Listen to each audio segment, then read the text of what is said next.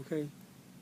Every day as I look out on the TV, I see story after story of mayhem, violence, degradation, and destruction.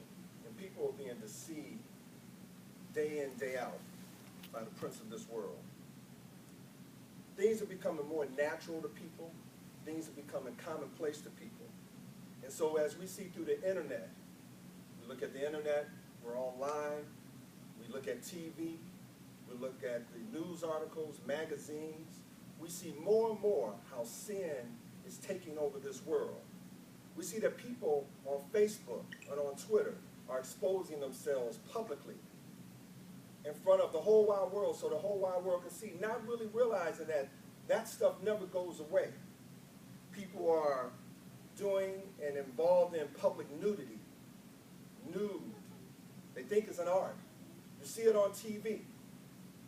You see it in the newspaper. You see it on the internet. All of these things bring access to sin into our lives.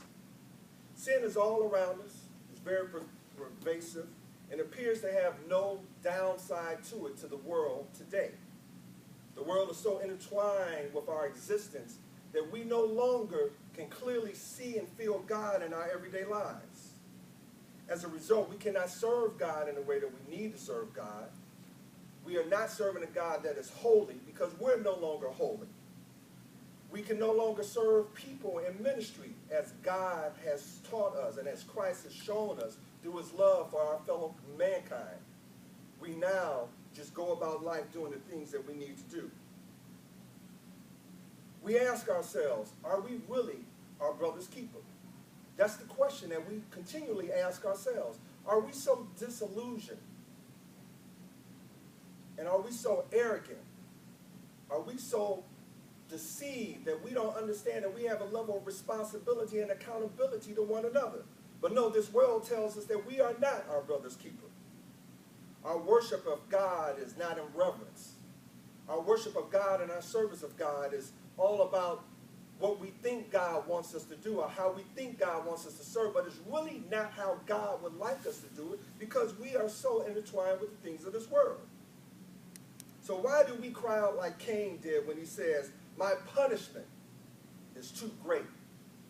When God looks at our hearts and he sees what our intentions are, because the heart never lies.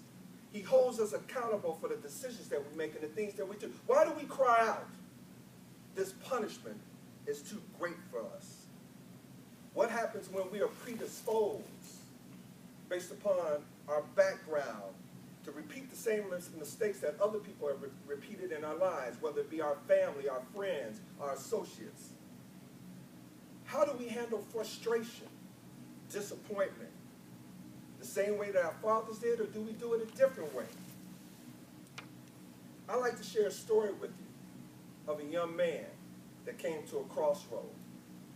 And he had to make a decision. Unfortunately, his decision was one in which he did not follow God, but decided to learn through experience and not through wisdom or faith in God. As Cain stood there with blood on his hand, he wondered, what went wrong? All I want to do is please God and serve God. I started out today trying to receive the favor and blessings of God, but something went wrong.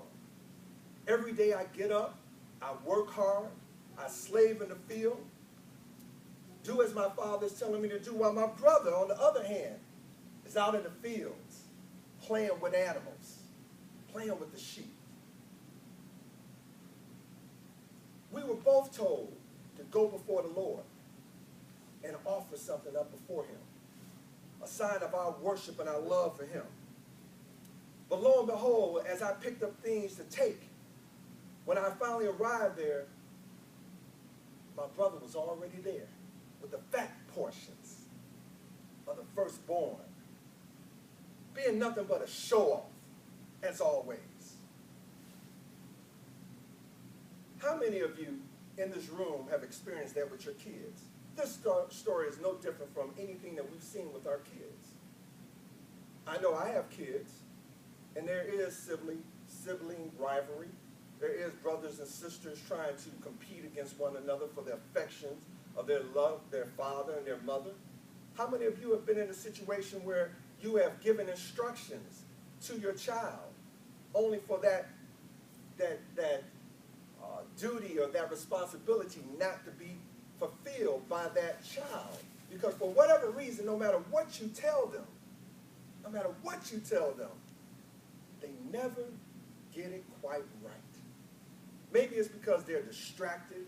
Maybe it's because of the phone, the music, the internet.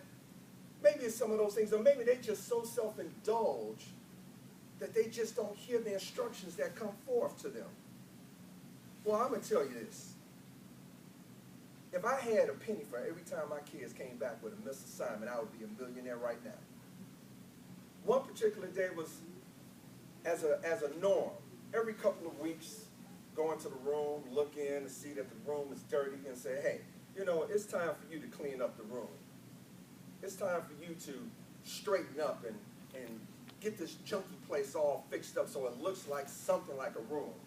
Well, when I do that, it's always, oh, Dad, oh, come on, this room, it's going to take all day. I don't care. Just do it. And so they go into the room, and they start working on it, and they start working on it. A couple hours go by, they still working on it. They come out, ask, nope, go back in, they still working on it.